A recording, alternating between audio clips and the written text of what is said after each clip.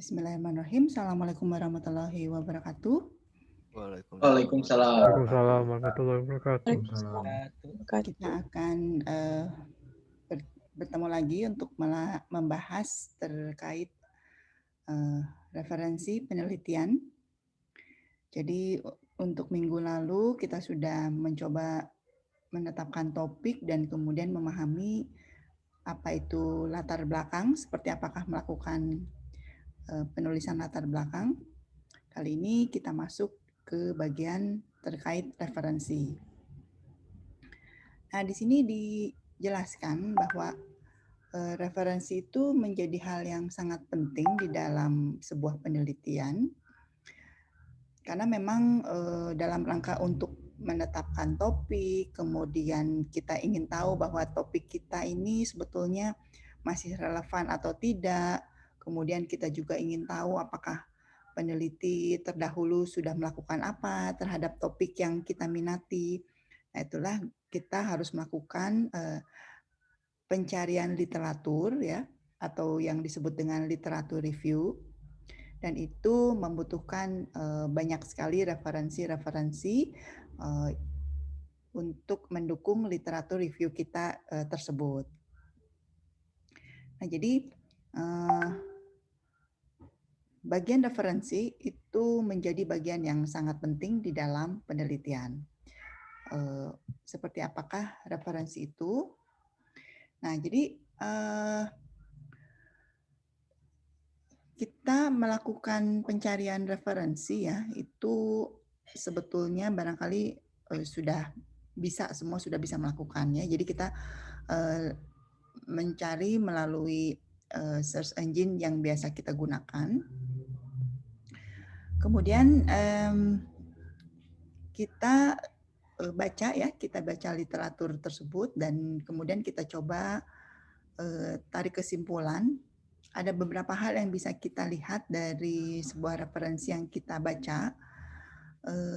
Apa saja yang sudah dilakukan di referensi tersebut dan apa saja yang belum ya atau tidak diketahui dari referensi tersebut.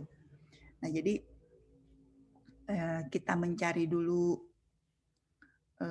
banyak referensi dan kemudian kita mencari atau merangkum ya kesimpulan-kesimpulan dari referensi tersebut. Nah, laporan kita sendiri, laporan penelitian yang kita gunakan, itu di bab satunya itu harus mencantumkan kata kunci ya. Dan kata kunci itu haruslah berdasarkan literatur atau referensi yang kita gunakan. Jadi kata kunci ini menjadi dasar dari kita menelusuri referensi yang kita gunakan dan juga menjadi dasar dari pengembangan atau pematangan literatur review untuk mendukung apa yang kita lakukan di penelitian tugas akhir ini. Nah, jadi setelah menetapkan topik ya, sebetulnya kita juga diharapkan sudah mampu melihat sebetulnya kata kunci dari topik kita itu apa saja. Nah, sehingga ketika mencari referensi atau mencari literatur yang bersesuaian, selain menuliskan kata kunci topik, maksud saya menuliskan topiknya itu sendiri, kita juga bisa menelusurinya berdasarkan kata kunci. Nah, jadi begitu pentingnya referensi ya. Jadi sebuah tugas akhir atau tugas akhir penelitian itu kalau tidak disertai dengan referensi itu tidak bisa kita verifikasi ya, apakah penelitian tersebut layak untuk dilanjutkan, apakah penelitian tersebut memang sesuai dengan ya tren kekinian, dan apakah topik tersebut sesuai atau sudah pernah dilakukan oleh peneliti lain dan sebagainya ya. Sehingga referensi itu kalau di penelitian kan memang dicantumkannya di akhir, seolah-olah menjadi bagian akhir yang tidak penting gitu ya, karena disimpannya bagian akhir. Tapi justru peneliti penelitian yang baik itu akan di-cross dengan referensi yang digunakan. Beberapa penelitian atau publikasi dalam bentuk makalah atau paper itu mensyaratkan referensinya terbaru. Jadi 3 tahun terakhir, 5 tahun terakhir. Kalau dia menggunakan terlihat ada referensi yang tahun 10 tahun terakhir itu dinyatakan bahwa tidak update.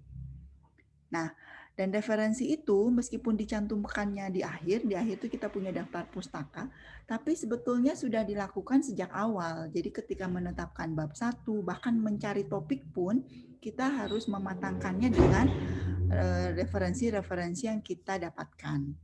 Nah, ini mungkin yang harus kita sepakati ya, atau kita samakan lagi persepsi, karena banyak sekali laporan-laporan tugas akhir itu ketika mencantumkan bagian referensi, itu tidak sesuai dengan yang diharapkan. Jadi seperti sekedarnya gitu ya. Nah, bagaimanakah referensi yang baik? Nah, kita akan lihat di pertemuan hari ini. Nah, jadi ya referensi itu bisa kita gunakan untuk melihat gagasan, kemudian melihat kekurangan dan kelebihan dari gagasan tersebut. Kemudian yang paling penting adalah kita bisa melihat apa yang sudah dilakukan oleh peneliti lain. Nah, ini tuh merupakan hal yang sangat penting ya. Jadi ketika kita punya gagasan, kita tuh tidak boleh menutup diri ya, menutup mata, kacamata kuda, tidak mau melihat apa yang sudah dilakukan oleh orang lain. Jadi merasa tahu benar sendiri atau merasa ya sudah gagasan saya kan ini. Sebuah penelitian yang baik itu pasti melihat apa yang sudah dilakukan oleh peneliti sebelumnya dan kita bisa memposisikan diri ya, sebetulnya yang kita lakukan ini sudah pernah belum ya dilakukan oleh orang lain. Barangkali sudah pernah, tetapi kita punya gagasan yang sedikit berbeda. Misal dari pemanfaatan teknologinya. Itu tidak apa-apa. Jadi tidak harus juga kita mencari yang betul-betul tidak pernah dilakukan oleh peneliti lain. Tidak begitu juga ya. Kita ini di kehidupan kita ini kan sama-sama bergerak ya. Kampus kita bergerak belajar. Orang lain juga sama belajar. Orang lain juga sama melakukan research gitu ya. Sehingga akan banyak sekali penelitian yang sejenis serupa. Kalau sama sekali belum ada, ya itu mungkin sebetulnya bukan belum ada, kitanya saja yang belum mengetahui bahwa sebetulnya sudah pernah digagas atau sudah pernah dituliskan, tetapi barangkali tidak lengkap atau belum sesuai dengan yang kita harapkan. Nah, jadi mencari referensi itu justru kita mencari apa yang sudah dilakukan oleh peneliti lain, terutama ya di bidang yang sama tentu saja. Kalau kita mau meneliti tentang e-commerce, ya carilah literatur tentang e-commerce ya. Jadi kita tidak perlu mencari literatur tentang hal lainnya gitu ya, karena nanti akan menjadi kegiatan yang tidak pernah selesai. Ya, mencari referensi itu gampang-gampang susah.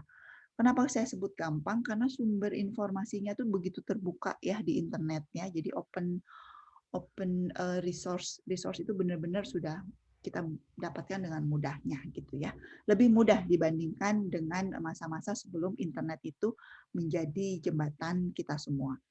Tetapi susahnya yaitu ketika kita begitu dihadapkan dengan banyak sekali kesempatan mencari referensi, kita juga bisa menjadi tersasar dan tidak tepat tujuan ya. Jadi kadang-kadang malah tidak menemukan apa yang sedang kita cari. Nah, itu ini hanya bisa dilakukan kalau kita memang sudah pernah terjun ya, sudah pernah berpengalaman bagaimana sih mencari referensi yang tepat ya, tepat sasaran. Jadi tidak terlalu banyak menghabiskan waktu dengan mencari referensi. Nah, di dalam referensi juga kita tentu saja akan melihat konsep dan variabel yang digunakan ya. Jadi kalau kita melihat ada topik yang dilakukan juga oleh peneliti lain, kita bisa melihat apakah metodenya kuantitatif atau kualitatif. Nah, metode kuantitatif kualitatif itu sebetulnya ada di pertemuan pertama ya. Silakan dilihat lagi slide-nya seperti apakah metode kuantitatif, seperti apakah metode kualitatif. Dari namanya sudah terlihat ya, kuantitatif itu berbasis jumlah ya, jadi kuantifikasi. Sedangkan kualitatif itu memang lebih banyak ke tidak tidak banyak, bukan tidak perlu sih, data tetap perlu ya, survei itu tetap perlu dilakukan, tetapi lebih memperdalam ke bagian yang bersifat analytical dan desain gitu ya. Nah, jadi dengan mencari referensi kita juga bisa melihat konteks dan lingkup penelitian, kesepakatan bidang penelitian, state of the art penelitian, keterkaitan dengan bidang lain, subbidang yang belum diteliti dan lain sebagainya. Nah, jadi kalau kita banyak membaca, kita bisa melihat bahwa yang dilakukan orang lain itu ternyata dibatasi atau ada lingkupnya gitu ya. Kita juga bisa melihat ternyata apa yang sudah dilakukan oleh orang-orang lain atau peneliti lain ternyata ada keterbatasannya gitu ya, dan lingkup dan batasan. Nah, sehingga kita bisa mengacu juga atau kita melihat juga peluang bahwa kita bisa melakukan hal yang sama tetapi dengan lingkup yang berbeda. Nah, ada juga yang disebut dengan state of the art. Nah, state of the art ini kita menempatkan penelitian kita, posisi kita atau ide-ide ya, kita kan baru bicara ide-ide kita terhadap penelitian yang sudah dilakukan oleh orang lain. Nah, jadi state of the art ini bagian yang sangat penting dari sebuah penelitian, yaitu kita melihat sebetulnya penelitian atau gagasan kita ini dibandingkan dengan penelitian yang sudah ada, kira-kira di mana posisinya. Apakah menjadi bagian dari penelitian yang sudah ada, apakah itu perluasan dari penelitian yang sudah ada, atau misalnya irisan dari beberapa penelitian yang sudah ada, atau kita memiliki ide yang lebih baru gitu ya, ada usulan baru dibandingkan penelitian yang sudah ada tersebut. Itulah state of the art. Dan apapun state of the art-nya tentu saja sangat diperbolehkan di bidang penelitian ini ya, di dunia penelitian apapun boleh aja gitu ya, kita melihat sudah ada yang melakukan, lalu kita ingin menjadi bagian apa yang orang lain lakukan itu, ya nggak apa-apa gitu ya. Atau kita ingin membuat hal yang baru dibandingkan dengan yang sudah dilakukan oleh orang lain, itu juga tidak masalah. Nah, jadi memang state of the art ini yang penting kita tahu kiri kanan kita seperti apa, depan belakang kita seperti apa gitu ya. Kita bisa melihat bahwa posisi kita ada di mana. Nah, mudah-mudahan terbayang ya. Saya contohkan misalnya kita ingin membuat game edukasi. Tentu saja kita harus lebih spesifik mau edukasi apa ya, edukasi bidang tertentu, misalnya bagian kita ingin mengedukasi di computational thinking misal. Ya, kita harus mencari juga orang-orang sudah melakukan apa terkait game, khususnya game edukasi computational thinking. Lalu kita lihat, sudah ada, bagus sekali nih. Lalu kita lihat, kita punya peluang untuk menambahkan fitur atau menambahkan gagasan tertentu di game tersebut. Nah, itu berarti kita melihat bahwa kita menjadi bagian ya, atau kita melengkapi atau meluaskan apa yang sudah dilakukan oleh peneliti sebelumnya. Nah, itulah state of the art. Dan ini menjadi hal yang sangat penting karena kita tidak boleh kuper. Jadi peneliti ini ada beberapa syaratnya ya. Pertama, dia harus jujur. Tentu saja peneliti itu nggak boleh berbohong. Kita semua tidak boleh berbohong, apalagi seorang peneliti, karena dia harus menyampaikan apa yang ditelitinya dan harus bisa mempertanggungjawabkannya dunia akhirat gitu ya. Tidak boleh membohongi publik, tidak boleh membohongi siapapun. Boleh tidak sempurna, boleh gagal ya, boleh tidak berhasil, tidak sesuai yang diharapkan, bahkan gagal total, itu nggak masalah, disampaikan saja. Tetapi yang tidak boleh adalah membohongi. Nah, yang kedua, peneliti juga tidak boleh kuper. Buat saya yang penting itu.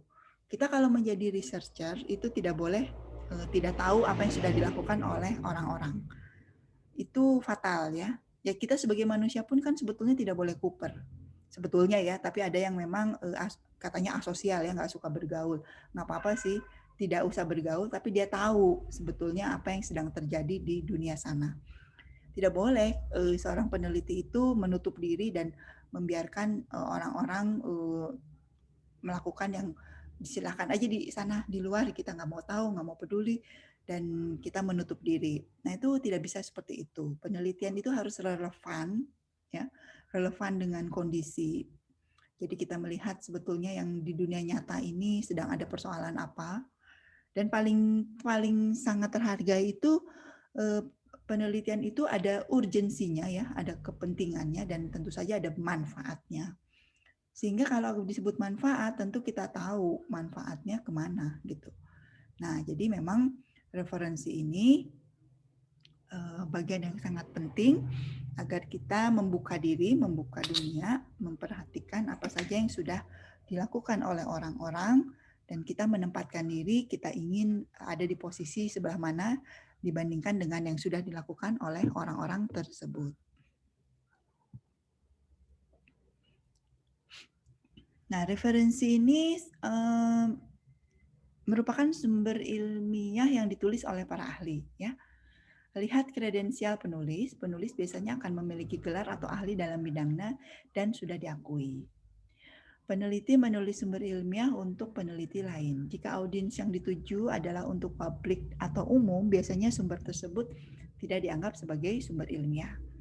Sumber ilmiah yang telah menjalani pemeriksaan sejawat atau peer review, cara yang umum untuk menentukan ini adalah dengan memeriksa penerbitnya.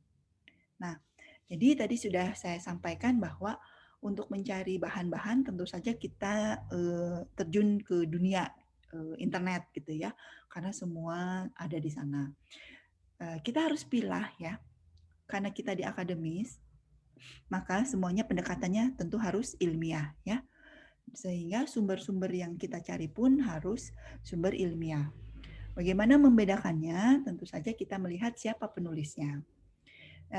Di penulis itu kita telusuri lagi apakah dia memang ahli di bidangnya. Jangan sampai kita melihat tulisan, wah kayaknya bagus nih gitu ya, tetapi kita tidak tahu sebetulnya siapa penulisnya. Dan kita juga tidak bisa melihat sebetulnya penulisnya tersebut bertanggung jawab atau memiliki kepakaran tidak di apa yang ditulisnya. Nah, zaman di dunia internet ini kan semua orang bisa posting ya, semua orang bisa nulis, semua orang bisa mengklaim sesuatu, sehingga kita akan menjadi sangat kesulitan untuk mencari sebetulnya mana sih referensi yang bisa kita gunakan. Nah, makanya kita harusnya mencarinya memang di wadah-wadah ilmiah juga ya, jangan terlalu terbuka juga. Seperti blog. Blog itu kan semua orang bisa menulis, tetapi kita lihat dulu ini blognya siapa dan blog ini blog tentang apa. Kalau blognya memang sifatnya personal blog, sebetulnya tidak bisa kita acu juga ya sebagai sumber ilmiah. Tapi kalau blognya memang blog yang untuk ditujukan ke akademisi atau blog yang memang diskusi terkait research ya, tentu saja bisa kita refer selama kita tahu siapa saja yang menulisnya di sana. Kalau anak-anak rajin ya, anak-anak main di internetnya itu sesuai dengan jalan yang benar gitu ya. Ada tuh situs Quora kalau kalian suka ke sana. Nah, di situ kan sebetulnya banyak sekali topik-topiknya, random topik gitu. Saya di sana juga, tapi saya memilih topik yang relevan dan saya melihat siapa yang melakukan pembahasan itu kira-kira ahlinya atau bukan. Itu yang saya refer. Tapi kalau misalnya random topik, kemudian ada diskusi yang membahasnya juga orang-orang yang kita tidak tahu mereka itu sebetulnya siapa, yang tentu saja tidak kita akan jadikan reference. Nah, kelihatannya mudah-mudahan sih mahasiswa, khususnya mahasiswa Teknik Informatika Unpas itu sudah melek literasi ya. Jadi kita bisa membedakan tulisan yang tidak ilmiah atau tulisan yang ilmiah atau tulisan yang bahkan hoax gitu ya, tidak benar, tidak bisa kita pertanggungjawabkan. Kalau anak-anak anak sekarang sih pinter ya, tapi yang banyak terjebak hoax sebetulnya mungkin yang baru terjun ke internet ya. Jadi kadang-kadang ada judul-judul yang sangat bombastis ya, seolah-olah ilmiah, tetapi sebetulnya dia sama sekali tidak ilmiah. Nah itu kita sebetulnya tinggal cross check aja ya, tulisan-tulisan yang kadang-kadang beredar luas itu sebetulnya kadang-kadang ya recycle gitu, tulisan tahun 90 beredar lagi gitu ya, diterbitkan lagi. Ya banyaklah. Dan pembuat hoax itu kadang-kadang bisa membuat seolah-olah apa yang ditulisnya itu ilmiah gitu ya, dengan menyebutkan angka, dengan menyebutkan nama orang yang ada gelarnya gitu ya, seolah-olah orang tersebut memang ahli, kemudian menyebutkan istilah-istilah yang memang sulit dipahami ya, misalnya istilah-istilah kimia dan istilah-istilah fisika ya. Nah, itu seolah-olah jadinya tulisan yang sangat ilmiah. Padahal sebetulnya kalau kita telusuri nama-nama orang-orang yang disebut di situ nggak jelas, tidak bisa di-googling gitu ya. Kemudian kita juga melihat tulisan tersebut sebetulnya pernah diterbitkan kemudian di tahun-tahun sebelumnya. Nah, itu banyak ya. Jadi kadang-kadang saya merenung juga gitu ya ketika orang akademisi juga banyak yang masih sharing gitu ya, sharing tulisan-tulisan yang sumbernya tidak bisa dipertanggungjawabkan. Nah, mungkin kita juga harus terus belajar ya anak-anak ya, bagaimana sih mencari sumber yang bisa dipertanggungjawabkan dan yang tidak bisa dipertanggungjawabkan. Apalagi kalau sumber-sumber tulisan tersebut akan kita gunakan sebagai referensi dari penelitian kita. Nah, kalau untuk penelitian nanti kita langsung saja ya membatasi sumber-sumber manakah yang bisa kita gunakan sebagai referensi. Jangan melebar kemana-mana. Tetapi sebagai akademisi yang bertanggung jawab, kita juga wajib melihat ya kalau ada sharing tulisan atau tulisan yang beredar, wajib melakukan cross-check. Alangkah mudahnya untuk melakukan cross-check tersebut ya dengan berbantukan internet, tinggal di search. Nah, jadi jangan langsung main share, langsung mengklaim, atau bahkan langsung menerima semua gitu ya, dan meyakini, ya kita harus bisa melakukan cross-check. Itulah objektivitas. Jadi peneliti juga harus objektif. Tidak boleh karena saya suka, karena saya pengen menunjukkan bahwa saya hebat, jadi saya main share aja tulisan-tulisan yang memang sebetulnya tidak bisa dipertanggungjawabkan. Nanti ya kalau sumber ilmiah yang sudah betul-betul lolos verifikasi ya, betul-betul bisa kita acu, sebetulnya tulisan ilmiah yang diterbitkan di berbagai, nanti ada yang disebut dengan jurnal ya, atau proceeding, atau open jurnal ya, jadi yang memang bisa diakses oleh siapa aja, atau open access disebutnya, dan sudah diperiksa. Nah, yang melakukan pemeriksaannya itu disebutnya reviewer ya. Jadi sudah lolos dari reviewer dan memang sudah lolos juga dari ada yang disebut dengan peer review ya. Jadi diperiksa lagi oleh orang-orang yang ahli di bidangnya. Nah, jadi nanti kita akan lihat ya, saya akan menunjukkan seperti apa sih sumber-sumber yang sangat baik. Jadi sumber baik itu sebetulnya boleh saja buku. Kalau buku itu relatif bisa dipertanggungjawabkan karena diterbitkan, ada penerbitnya.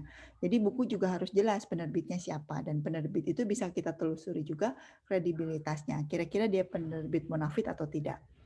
Kemudian ada jurnal ya, jurnal itu terbagi ada internasional dan nasional, dan di jurnal ini biasanya spesifik ya untuk bidang tertentu.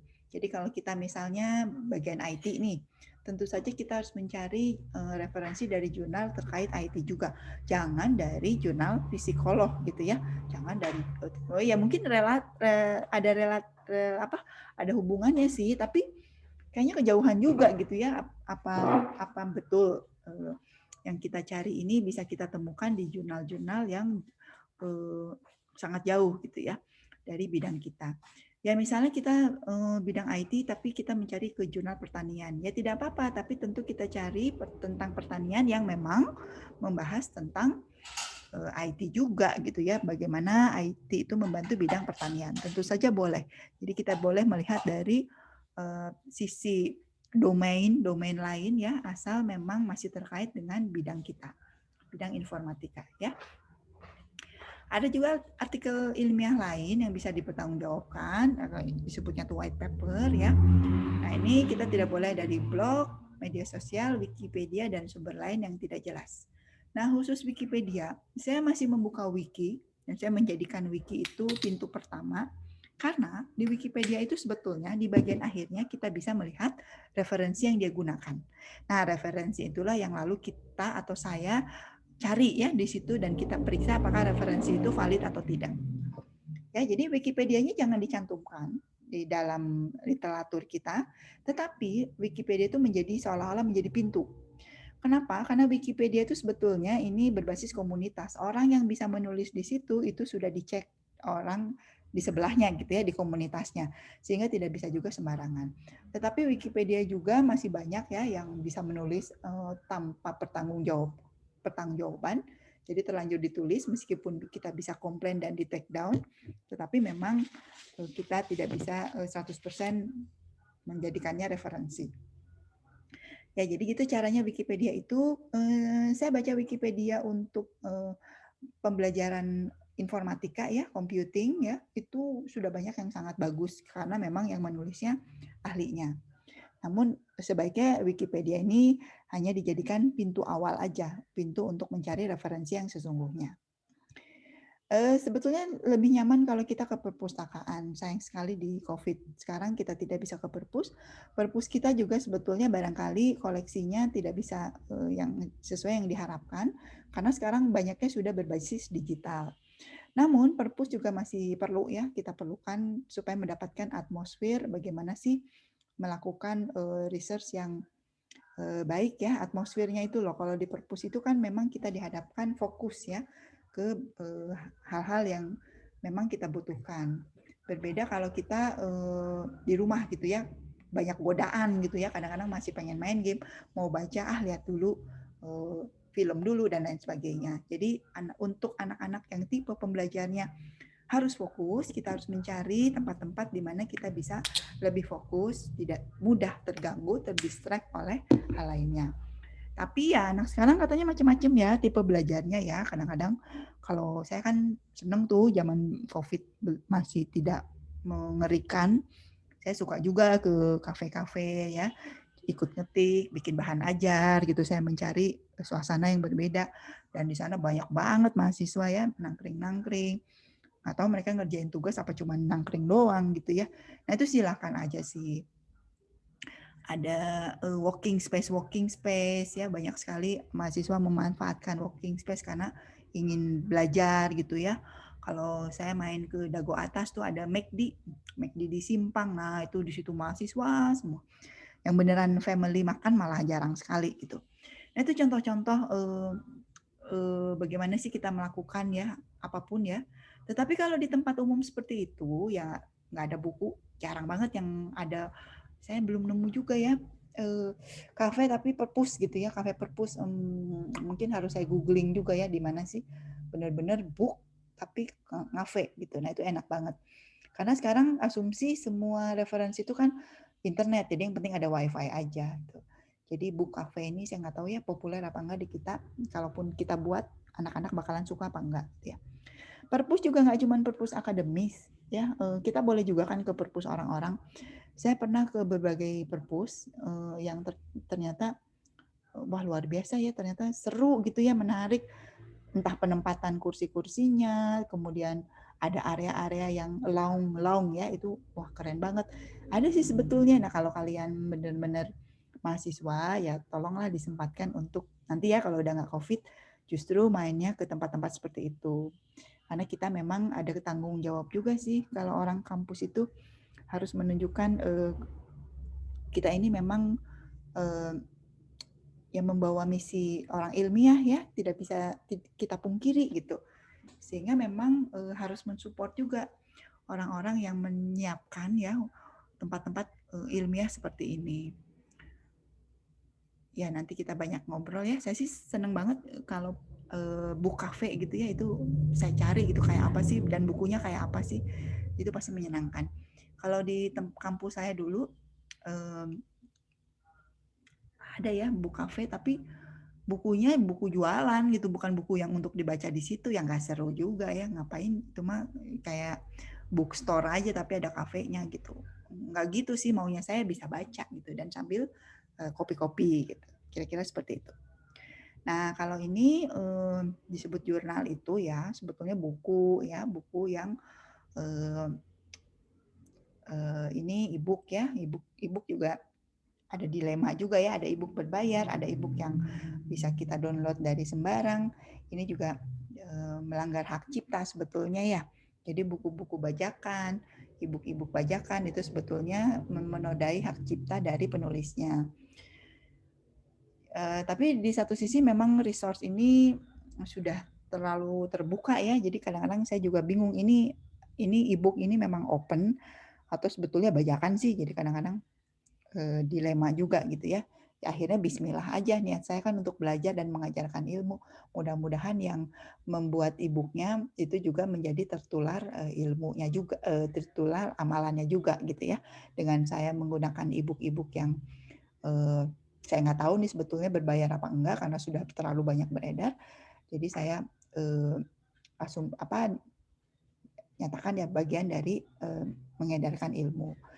Nah, buku kemudian yang seperti ini itu proceeding ya. Jadi anak-anak di dunia ilmiah tuh banyak sekali pertemuan-pertemuan ilmiah, disebutnya tuh konferensi atau seminar ya, bisa nasional, bisa internasional juga, dan itu banyak sekali penyelenggaranya. Dan penyelenggara ini juga kalau saya sebagai dosen harus ngecek, ini penyelenggara ini abal-abal atau bisa dipertanggungjawabkan. Karena banyak sekali ya IO penyelenggara kegiatan yang katanya ilmiah, tapi sebetulnya dia abal-abal. Jadi dia cuman nggak peduli ya kualitasnya, pokoknya dia menyelenggarakan, pokoknya ada tamunya, pokoknya ada, kan harus bayar. Ketika seorang peneliti ingin tulisannya bisa dipublis di seminar, itu kita tuh bayar sebenarnya. Kadang-kadang kepikir ya, kita neliti, lalu kita mau publikasi kita juga harus bayar gitu ya. Dan memang begitulah ya, karena dengan membayar tersebut itu digunakan untuk operasional dan segala sesuatunya ya, termasuk mendatangkan reviewer-reviewer yang memeriksa apakah tulisan-tulisan yang ingin dipublis tersebut bagus atau enggak gitu. Jadi banyak banget yang abal-abal ya anak-anak. Mungkin saya akan tunjukkan juga ya bagaimana sih mencari yang tulisan yang sebetulnya bisa kita refer atau ngakunya tuh ilmiah padahal enggak gitu ya. Ngakunya tuh sudah diterbitkan di seminar padahal seminarnya ternyata tidak ilmiah ya, atau yang ngakunya ilmiah tapi sebetulnya tidak berkualitas lah, bukan abal-abal, mungkin tidak berkualitas ya, atau kualitasnya tidak memasuki standar yang seharusnya ya. Jadi kita harus hati-hati juga. Nah, kalau publisher ini ya kita punya juga nih ya UPT Perpus ini, Unpas tuh sangat serius dengan perpustakaannya karena memang ada akreditasinya juga, dan akreditasinya sudah baik ya. Jadi secara organisasional UPT Perpusnya Unpas tuh sudah bisa direview, sudah bisa dijadikan referensi. Kemudian ada beberapa ya, misalnya ResearchGate. Saya ingat banget dosen saya bilang sosmednya para peneliti itu di ResearchGate. Jadi saya tuh jangan main Facebook, jangan main Instagram, tapi mainnya di ResearchGate. Oke, saya main ke sana memang banyak diskusi sih, tapi semuanya ilmiah gitu ya. Jadi betul-betul harus meluangkan waktu dan pikiran dengan fokus.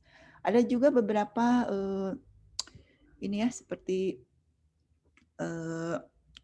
IOP Science ini ya, ini namanya pengindeks. Nanti saya tunjukkan yang lain ya. Ini IOP, saya biasanya pakai IEEE Explore ya, karena memang itu lebih bonafit lagi gitu ya. Nah, ini perpus lain juga silakan, kita bisa perpus ITB, perpus Telkom, ya itu silakan kalau mereka di open, kita bisa merefer atau mencari referensi ke sana.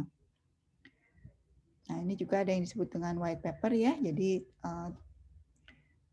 bisa di refer juga, meskipun sebaiknya sih kita, atau ya kalau terlalu banyak opsi ya kita pilih yang tadi ya, yang ilmiah dari jurnal tersebut. Nah, ini juga bisa sebetulnya kita jadikan referensi melengkapi tadi dari jurnal dan konferensi tadi ya. Nah, jadi ketika kita mencari referensi, carilah yang saling terkait sehingga kita bisa membentuk peta konsep ya yang dapat mendukung penelitian. Dan carilah yang terkini. Ya 5 tahun terakhir tuh udah, kalau bidang informatika, computing, IT itu memang cepet banget ya. Mungkin yang 5 penelitian atau tulisan 5 tahun terakhir itu sudah obsolete gitu ya, sudah harus cari yang lebih baru. Tapi ya 5 tahun itu cukup sih. Kalau 10 tahun lah kira-kira yang kelihatannya jangan 10 tahun lah ya, terlalu lama. Nah, jadi tujuannya mengetahui state of the art ya. Jadi kita tahu orang-orang bikin apa sih, lalu kita melihat kita akan melakukan, dan yang kita lakukan itu terhadap yang sudah ada posisinya seperti apa. Nah, kalau kita mencari teori, konsep, metode, kita sebaiknya mencari dari sumber utama ya, atau peneliti penemunya. Tapi bisa juga kita memang membutuhkan referensi yang berbentuk undang-undang atau regulasi lainnya gitu ya, baik badan dari pemerintah maupun badan internasional. Misalnya kalau saya ingin menulis tentang testing atau pengujian perangkat lunak. Saya ingin melakukan web testing. Saya membutuhkan referensi bagaimana sih model proses untuk melakukan testing itu. Itu sudah ada ya di standar ISO atau standar IEEE yang sudah kuliah testing mungkin masih ingat. Dan itu memang bisa kita jadikan referensi ya. Jadi standar-standar ISO, standar-standar IEEE, standar-standar yang dikeluarkan oleh badan standar internasional tentu saja bisa kita gunakan sebagai referensi. Saya juga ya ketika melakukan penelitian, karena harus jelas kebermanfaatannya, saya membaca rancangan RPJMD ya, rencana jangka pendek jangka panjang pemerintah daerah. Sebetulnya Kota Bandung ini rencananya seperti apa sih, atau kendalanya apa, atau prioritas programnya apa. Kalau RPJMD provinsi seperti apa sih, problem-problem yang mereka prioritaskan apa gitu ya. Kalau di pemerintah kita lihatnya ke Bappenas ya. Nah, itu kenapa kita perlu juga melihat ke sana supaya kita sebagai peneliti itu ya tahu kebermanfaatan atau apa sih yang sebetulnya orang butuhkan, atau orang sudah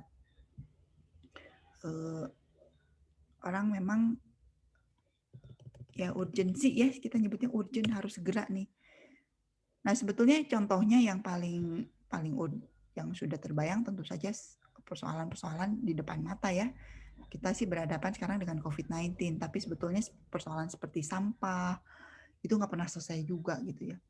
Dan persoalan energi terbarukan, sebetulnya kalau kalian sering membaca ya kan sudah terbayang bahan bakar dari suatu hari nanti kan habis ya. Jadi orang-orang mencari cara sumber energi yang baru gitu ya, tidak mengandalkan sumber daya alam. Nah, itu ya mungkin karena kita kesannya orang computing jadi merasa, atau orang informatika jadi merasa nggak ngerti. Sebetulnya kita bisa banyak berperan gitu ya, untuk minimal ya untuk mencari pengolahan data mining, bahkan machine learning di hal-hal tersebut. Ya memang kita harus kolaborasi ya dengan teman-teman yang memang bidangnya di sana. Itu energi terbarukan. Ya banyak sih kan penelitian ya, kalau di tetangga sebelah tuh mesin, bagaimana mobil tidak menggunakan bahan bakar minyak tapi listrik gitu ya. Mobil listrik itu tren banget dari dulu sampai sekarang, terus aja dibahas gitu ya. Karena memang orang membutuhkan ke sana. Tapi listrik juga menarik kan, ketika listrik itu sumber dayanya apa gitu ya, sumber daya untuk listrik juga kan harus diperhatikan. Maka orang juga mencari bagaimana sih untuk sumber listrik itu. Jadi tidak pernah selesai gitu ya penelitian ke arah sana, karena kita di kehidupan itu selalu membutuhkan hal-hal tersebut. Pangan juga sama ya, bagaimana kalau ya suatu hari nanti kita kan tidak bisa bergantung kepada ya ada hal yang menarik, kalian menyadari nggak, kita ini penggemar mie instan ya, tapi sebetulnya mie instan itu kan bahan dasarnya gandum ya, terigu itu kan dari gandum. Sementara di kita ada nggak pohon gandum? Nggak bisa tumbuh kan? Sehingga orang berbondong-bondong ya, ada yang mengusulkan sorghum, ada yang mengusulkan tepung dari mokaf ya, singkong gitu ya. Sehingga memang banyak varian-varian, dan saya sebenarnya senang banget gitu ya untuk hal-hal tersebut, karena gandum itu glutennya terlalu tinggi ya, untuk kesehatan sebetulnya nggak bagus juga gitu. Nah, hal-hal tersebut terus kita apa dong orang IF? Waduh, kita nih bingung. Nah, sebetulnya kita bisa membantu bidang-bidang lain ya yang memang oleh negara itu ya selalu diusung-usung supaya segera gitu ya, segera mencari solusi-solusi ya, terutama ketahanan pangan gitu ya. Di dalam ketahanan pangan itu penting banget. Jadi kita apa ya, kita ini bisa sangat membantu percepatannya gitu ya. Banyak banget yang bisa kita lakukan kalau kita ingin kolaborasi dengan bidang lain gitu ya. Dan menurut saya justru memang kita harus berkolaborasi supaya penelitian kita ini memang bisa menghasilkan penelitian yang sangat diperlukan ya oleh ya solusi kehidupan ya. Ya harus sadar juga gitu bahwa masalah tuh banyak banget dan kita bagaimana cara menyelesaikannya atau membantu penyelesaiannya. Jadi pangan itu menarik menurut saya. Kalau tertarik untuk membantu penyelesaian di bidang pangan, silahkan ya cari teman dari pangan dan mengusulkan topik tugas akhir tentang pangan tapi berbagi. Nanti kita kolaborasi. Nah, topik-topik seperti ini juga cocok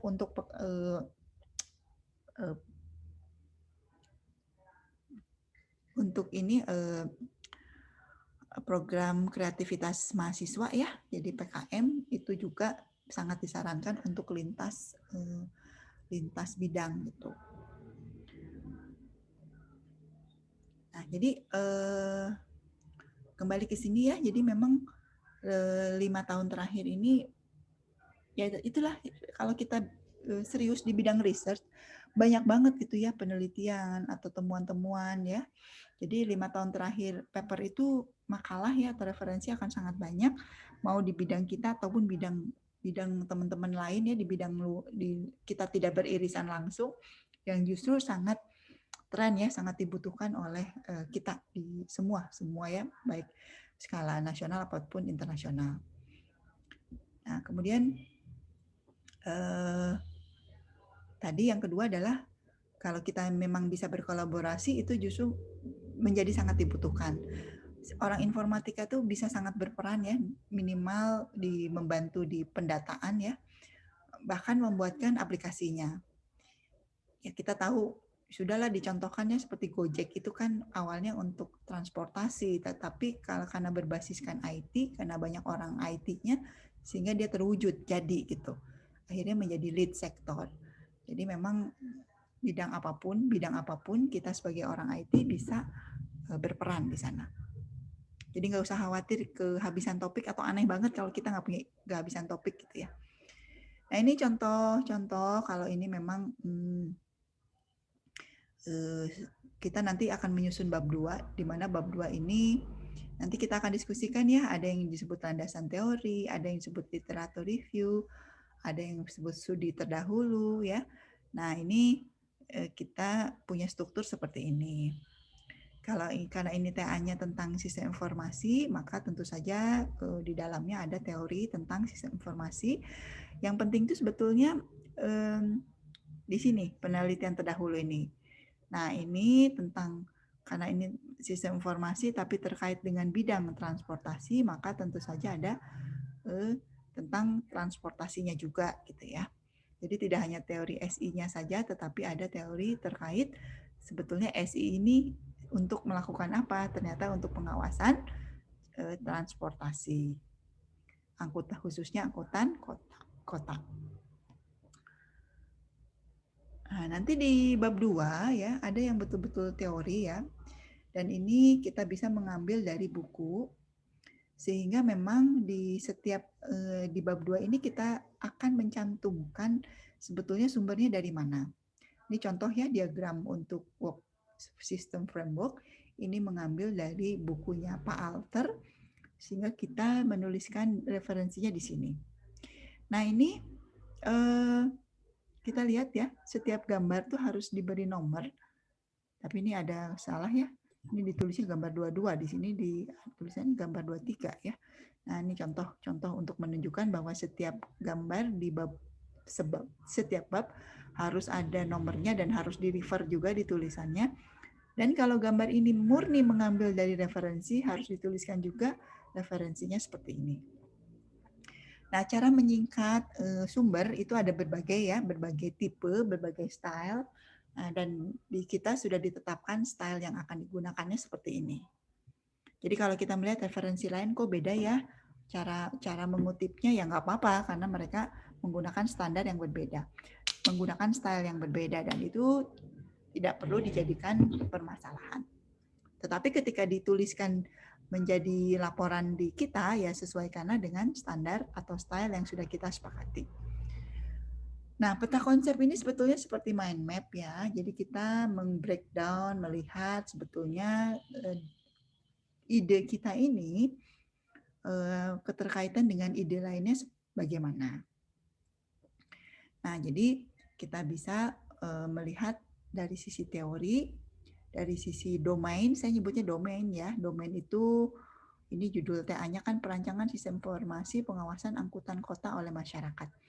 Nah, jadi ini TA-nya kita melihat kata kuncinya sistem informasi, sehingga kita harus ada penelitian terkait sistem informasi. Karena ini tentang pengawasan angkutan, maka kita harus juga merefer ke yang terkait dengan Dinas Perhubungan. Karena ini studi kasusnya di Kota Bandung, tentu saja cukup yang utamanya adalah Dinas Perhubungan Kota Bandung. Tapi kalau kita ingin Dinas Perhubungan yang lain tidak masalah ya, biasanya untuk dijadikan benchmark atau pembanding. Nah, dari sini kita breakdown, kita lihat ya penelitian terdahulunya apa saja yang terkait dengan judul yang ingin kita gagas ya, atau gagasan yang kita ungkapkan sebagai penelitian tugas akhir kita. Nah, jadi dari judul ini kita bisa breakdown dari sisi teorinya, kemudian teori ini kan ada teori tentang sistem informasi, tetapi karena memang menyangkut masyarakat, kita juga mencari teori mengenai masyarakat. Kemudian dari kata kunci ini kita jelas ya ada angkutan kota, maka angkutan kota juga kita carikan referensinya. Karena ini nanti terkait dengan media sosial, maka tentang media sosial juga kita carikan. Jadi anak-anak sudah bisa kita lihat ya dari sebuah judul, kalau kita memang sudah memiliki judul, maka kita bisa breakdown menjadi kata kunci dan setiap kata kunci itu kita carikan referensinya. Nah, judul yang baik ya, judul yang baik dalam sebuah tugas akhir itu harus jelas. Ini karena ini tulisan akademik ilmiah, maka harus jelas judul itu mengandung teori yang digunakan. Di sini sudah jelas ya, sistem informasi. Dan kita juga harus jelas sebetulnya kita membuat apa ya, outputnya apa sih? Outputnya ternyata rancangan, maka di sini ditulisnya perancangan. Berbeda kalau judul di depannya pembangunan, berarti kita sampai membuatkan si sistem informasi ini. Lalu tentang apa? Jadi objeknya ya, objek penelitiannya apa? Oh ternyata ini Dinas Perhubungan Kota Bandung dan tentang angkutan kota oleh masyarakat. Jadi di judul itu harus cukup lengkap bahwa mengandung teorinya tentang apa sih? Kira-kira dari judul itu kita bisa lihat outputnya apa dan tentang apa sebetulnya si teori dan output itu ya. Nah, jadi ini contoh judul yang cukup jelas ya. Jangan sampai kita membuat penelitian itu dari judulnya saja sudah tidak bisa memperkirakan sebetulnya itu tentang apa. Nah, kita lihat ini referensi yang digunakan ya. Kita lihat ini referensinya, saya langsung mengecek mana tanggalnya. Wah, ini ada beberapa referensi yang sangat lama. Kenapa? Karena memang itu buku. Wah, harusnya kita lihat lagi, ada buku yang lebih baru nggak ya? Kok ini 95? Kebayang ya, udah lama sekali. Jangan-jangan udah obsolete, tidak pernah ada yang menggunakan lagi. Jangan-jangan sebetulnya sudah di-replace oleh metode yang lebih baru, oleh hal yang metodologi yang lebih kekinian. Jangan-jangan sudah ditinggalkan karena ternyata memang secara pengalaman tidak bisa praktis lagi. Nah, inilah kita harusnya logika kita digunakan gitu ya. Jadi saya sebagai reviewer, saya dari perspektif pemeriksa akan mempertanyakan, kenapa ini digunakan? Ada yang lebih baru nggak? Kenapa ini digunakan? Ada yang lebih baru nggak? Seperti itu caranya. Ya. Jadi kalau misalnya, soalnya nggak pernah ada edisi terbaru lagi. Wah, harusnya waspada. Kalau sebuah tulisan tidak dilanjutkan, kenapa ya? Nah, harusnya kita bertanya-tanya. Jangan-jangan memang sudah tergantikan dengan yang lebih update. Nah, itulah di dunia ilmiah tuh seperti itu.